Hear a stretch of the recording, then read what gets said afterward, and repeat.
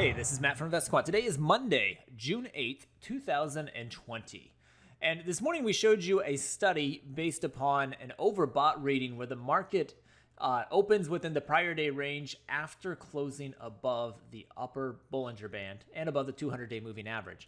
And that showed a bit of a long bias to it. And what I want to do this afternoon is show you that same study, how it plays out into the close if you are trading in the top half of the intraday range going into the close. So if we look at the ES up here in the top left, that pattern from opening in the prior day range after a close above the upper Bollinger Band is true. We have since kind of consolidated and are pushing up near the highs. In fact, we just made a new high right there. And we're trading right near the highs. So if we are trading above the midpoint of the regular trading hours intraday session at 2:30 p.m. Eastern time will be the setup that we're going to look at.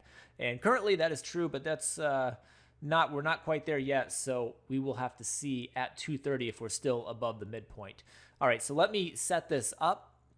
This is the bias that we looked at this morning. This is what it looked like off of the open for entering long and exiting at the close of regular trading hours. This came from our bias alerts package. You can see the bias Bollinger Band above the 200. This one is preloaded within our platform here. What we want to do though is come in to the symbols and settings, add the other instruments, and then change up the setup. So we'll keep the same indicators on here, the same opening filters, but we want to change the setup to an entry at 2:30 p.m. Eastern time.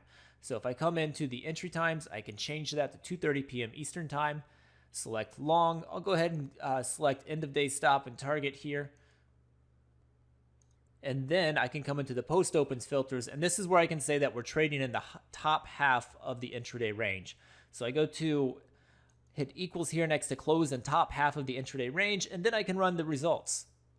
And here are the results if trading in the top half of the range at 2:30 p.m. Eastern time and holding until the close of regular trading hours after a day that closed above the upper Bollinger Band and the 200-day moving average and then opened in the prior day range.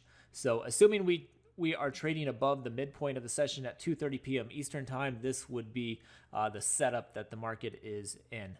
So we have the ES first with 68 samples. We've got the NASDAQ with 97 samples, 80 in the YM, 83 in the Russell. So decent sample sizes for each of the four instruments. And again, we're seeing all of the win rates hanging around that low 60 mark. So we saw that early on off the open that there was a bias to the long side around 60% or so. We're seeing very similar numbers here for this setup as it develops into the close as well. So this one has historically favored a move higher into the close, assuming we're trading in the top half of the range. So hope you found that interesting. Good luck the rest of the day, and we will see you next time.